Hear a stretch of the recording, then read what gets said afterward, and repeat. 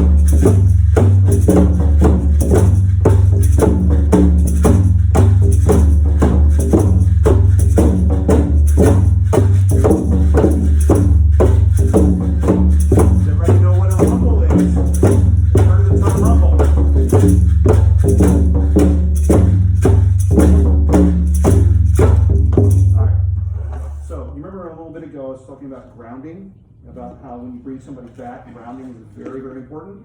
All right. A rumble is an amazing way to do that. Yeah, exactly.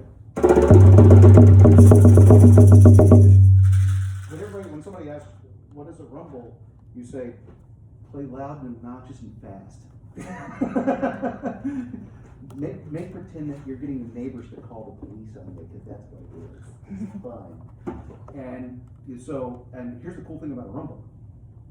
You can facilitate a rumble, and I'll show you what I mean, okay? There are a couple of hand gestures that I haven't shown you yet. One is to get loud. One is to get quiet. Make sense? Get louder, get quieter. All right, so I'm going to start a rumble, with you guys, and I'll facilitate it real quick, and you'll see how it grounds you, because you'll feel it, okay? All right, so here we go. Rumble is play loud, obnoxious, and fast. All right, here we go. So 1, 2, let's all rumble go.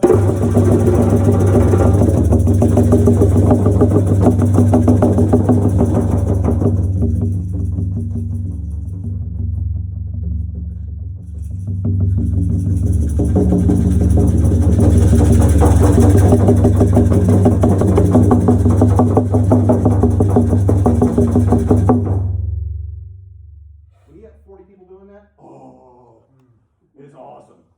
And a rumble, you're playing loud and obnoxious, you're using all the muscles in your, and when you stop, it's like, oh yeah. I know, I'm energized. Exactly. It's like wasabi.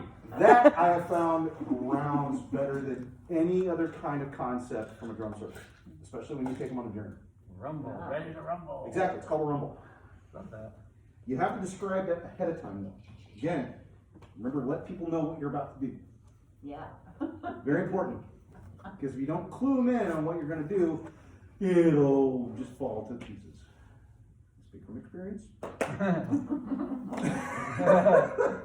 Yeah, I've crashed a couple of drum circles because I was like, I didn't tell them ahead of time what I was doing, or I was not clear and implicit on what it was I was wanting to do. Which brings a very good point. Go into the drum circle knowing what you're going to do. I'm doing this a while, so I can improvise pretty well. Kind of have a really good floor plan laid out of what you want to do if it's your first time actually facilitating what you're going to do. Even if it's a journey, even if it's a shamanic exercise, know what you're going to do, know how you're going to do it, and know when you're going to push them in and pull them out. Yes? Can you give me an example of talk us through what it would look like to prepare a drum circle for a shamanic turning, or even just like, you know, if I want to use my drum for like 15 minutes in the course of an hour meditation, and I want to have them go on a journey, how would I prepare for that beforehand? Okay, excellent question. Do you guys, before I answer, do you guys do guided work? Mm-hmm. Okay, excellent. Have it written out ahead of time. Seriously, how many of you guys have written, outlines for papers for school back when you were a kid? It's basically you're writing an outline for the drum circle. Intro, play for 10 minutes, stop, full stop, introduction, circle introduction, description of intent, start the drum, take people out into the journey. You as a facilitator stop playing, allow people to play if they're playing, or if as a facilitator keep going, especially with sound baths, what instruments am I going to play and when. Keep the intention going, and then exit. It's basically just an outline. It's A through Z. This is how this is going to work. If you have not done this before, and I highly suggest you do this the first 100 times you're doing it, you'll always have a screw up somewhere. Be prepared to screw up. Everybody's looking like, really? Yes, be prepared to screw up. You're going to screw up. Things will not always go as planned. Wait, you mean like mallets falling off of tables and instruments falling over and bowls? Or wanting a light sound out of the Tibetan bowl and banging the hell out of it on the stage. Yeah, we're familiar with that. Having a Tingshan extra I don't Tibetan know what bowl. you're talking about. Or in the finals of a battle of the bands, have my bass drum beater completely disintegrate on me. Or bring your crock pot instead of your crystal bowl.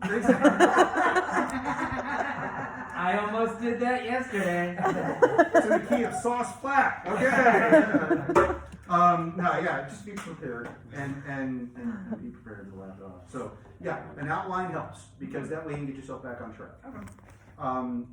You write everything out. And if you're doing a guided meditation, if you are actually speaking, print it out.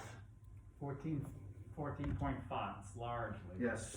So you can easily Yes, read it. so you can easily read it, and we printed it out and then we're like, what does that say? Exactly. I also print on single side, so you don't have the noise, the sound of flipping a paper over. Exactly. With Yeah. some more paper ways, but still Yeah. single side, and you can use the back side later on. You can also use, if you guys have iPads, you can use,